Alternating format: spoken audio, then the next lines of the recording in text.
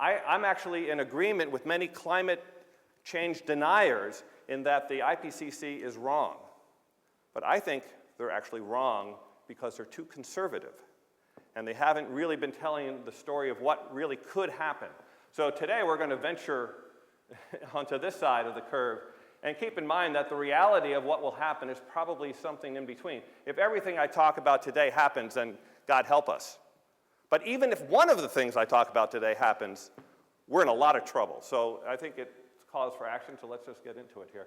So the IPCC, it's very scientific. They want to have models that work, and so it's sort of a linear progression. When they look at glaciers or sea level rise, they look at glaciers melting, they look at melt, and they look at thermal expansion.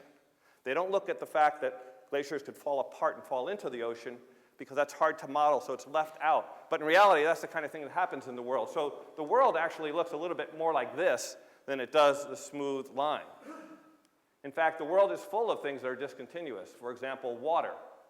And this is not only a graph that's great to make the point, but this is also something we have to worry about. We're going to talk about melting Siberia, for example, and once you hit 32 degrees, all of a sudden it starts to melt. So, if everything was 31 degrees, you might be fine.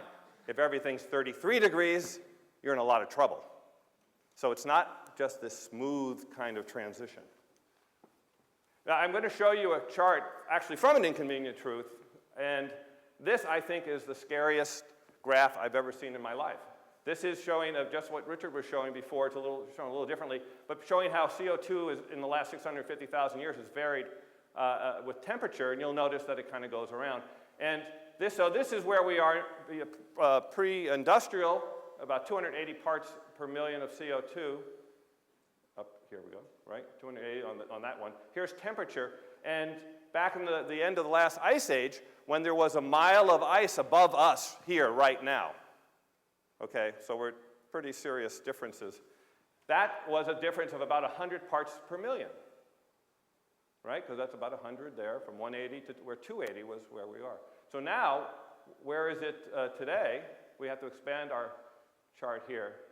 And so we're about 100 above already, and by the time I'm a little bit older, it's going to be way up there. Now, so this is the difference, from here to here is the difference of a mile of ice over us right now. That's where we are today. What's that? And by the way, to fit this all, they compressed the scale, so the actual dot would be up there somewhere if it was on a linear scale. So what's the answer? What does that mean? The answer is we don't really know, and that's a pretty scary thing to not know. So now, unfortunately, because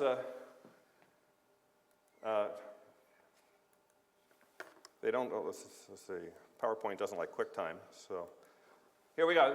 This is actually an IPCC model. This is a UN IPCC model going way back to 1800s and showing how, this is blocking a little bit, but showing how volcanoes actually lower the temperature every once in a while. This is the average temperature worldwide that year, and don't worry, it's going to go up, so we'll get above that the player thing here.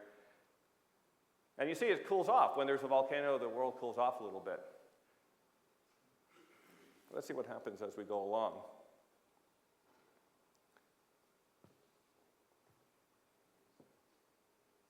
So this, and I want to remind you while you're looking at this, especially as we get into the future part, that this is part of the model that's not the worst case. This is sort of the best case analysis that we're going to see. At least what I'm arguing is the best case analysis.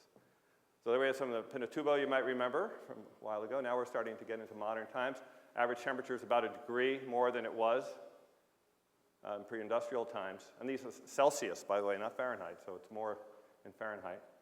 And now these different curves are different assumptions about how much fossil fuel use or how much emissions, greenhouse gas emissions that we have. The top line is sort of business as usual. Then there's some with moderate reductions, significant reductions. And this is what would happen if we stopped using fossil fuels today. It's called the commitment number. And so this number here is based on A1B, which is sort of a good reduction happening. And even that gets us to 3 degrees. And so just to give you sort of the scientific shorthand of what it means that these different levels, first of all, I recommend you read a book called 6 Degrees, which tells you about what the world is like at 1 degree, 2 degree, 3 degree, 4 degrees, 5 degrees, Warmer than today, Celsius, by the way. And I'm going to give you the shorthand answer, so you don't have to read the book if you don't want. 1 degree is bad. Bad. I mean, California runs out of water. I mean, there's a lot of things like that. All the things you kind of heard about climate change, all those things happen. 2 degrees is very bad. And that's the number that when scientists say we have to have a certain limit of parts per million, 2 degrees, they say we don't want to go above 2 degrees. And believe me, you don't. 3 degrees is biblical. The Amazon turns to desert. Large areas uninhabitable, billions dying, things like that. 4 degrees is sort of, actually we'll get up. 4 degrees is beyond that. 5 degrees is anyone else here? And 6 degrees is silence. Okay? That's what those numbers mean. Let's go. Let's take a look at something really near term. What's happening right now? This is the UN model for what's going to happen to the Arctic ice in the summertime. They say it's going to melt and maybe melt completely by 2070, and probably most likely by the turn of the century it's going to be all gone. The black line is what's actually happening.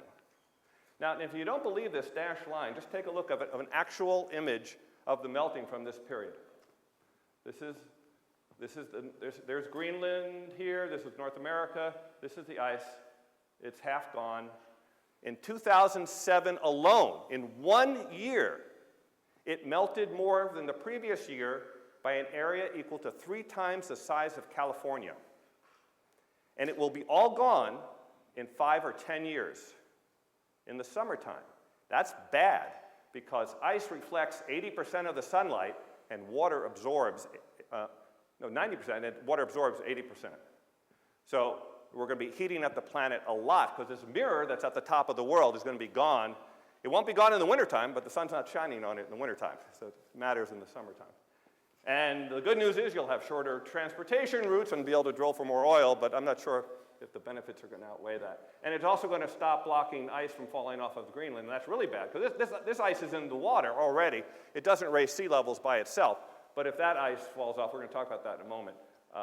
Anyway, this is not good news. And this is not in the model. The models don't show this happening. This is happening. So what happens when we update the models so that it does reflect that the Arctic is melting? So let's talk about Greenland.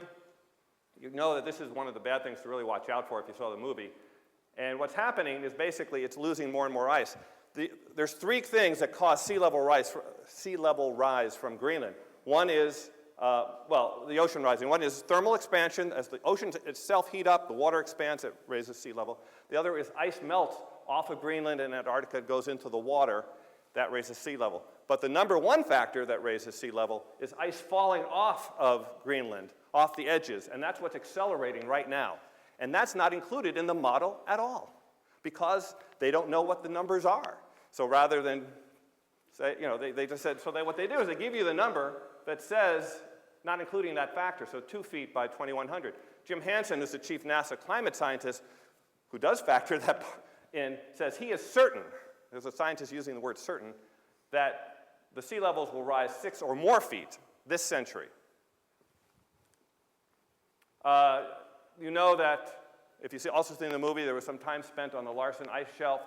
It was supposed to be there for 10,000 years. It was destroyed in a few days. This is in 2002. And it just broke apart. And if you watch the news, the same thing happened 2 days ago, different part nearby, an area the size of the Isle of Man just broke off in a day.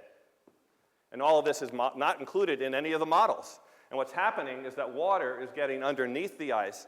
They used to think the ice was sitting on rock and wouldn't go anywhere, but it's lubricating it and letting it just break apart and slide off. And then, by the way, that's over the water, but then it opens up the cork to let the ice slide off the sides. There's other parts in Antarctica, there's other glaciers that are accelerating the loss. And these things could collapse any day, or more like any year. And if they do, it's not a smooth ride from zero, or very little sea level rise to the end of the century, 6 feet. It could be, in a few years we could have 6 feet of sea level rise. And the British Antarctic Survey was monitoring that other one that collapsed 2 days ago, said that it's in danger of imminent collapse. It's not modeled at all in the UN work. The West Antarctic ice sheet is held in by that. It was talked about in the movie. If that goes, that's another 18 feet of sea level rise.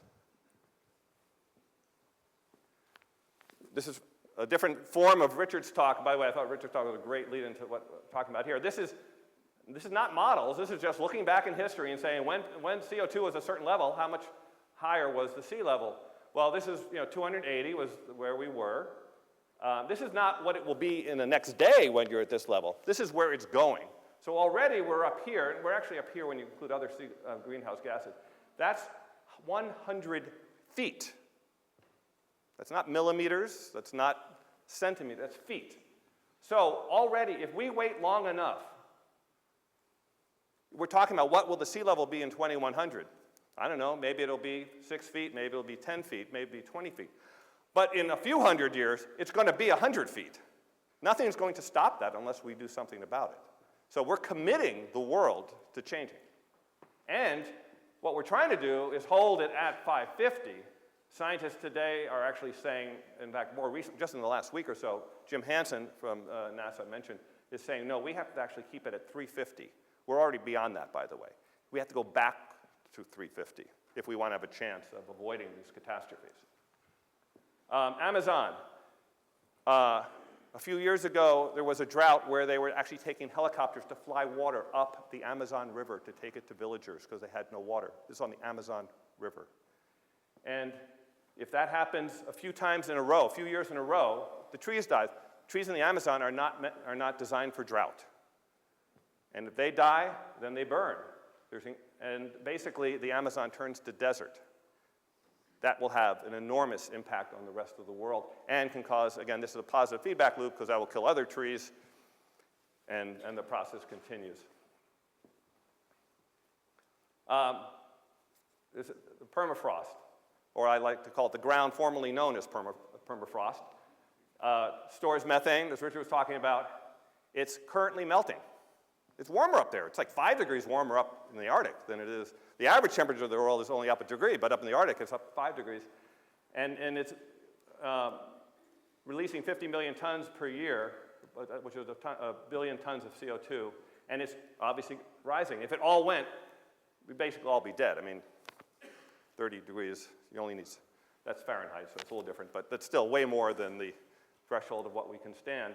And it's happening now, and the problem here is it's accelerating. Once it starts generating, through this process or any of the other ones I talk about, once those processes generate more CO2 than we do, it won't matter if we stop completely. It's going to keep going. These are positive feedback loops. And by the way, it's not in the models. They're, by the way, working on putting that in the model now, but the stuff you've seen so far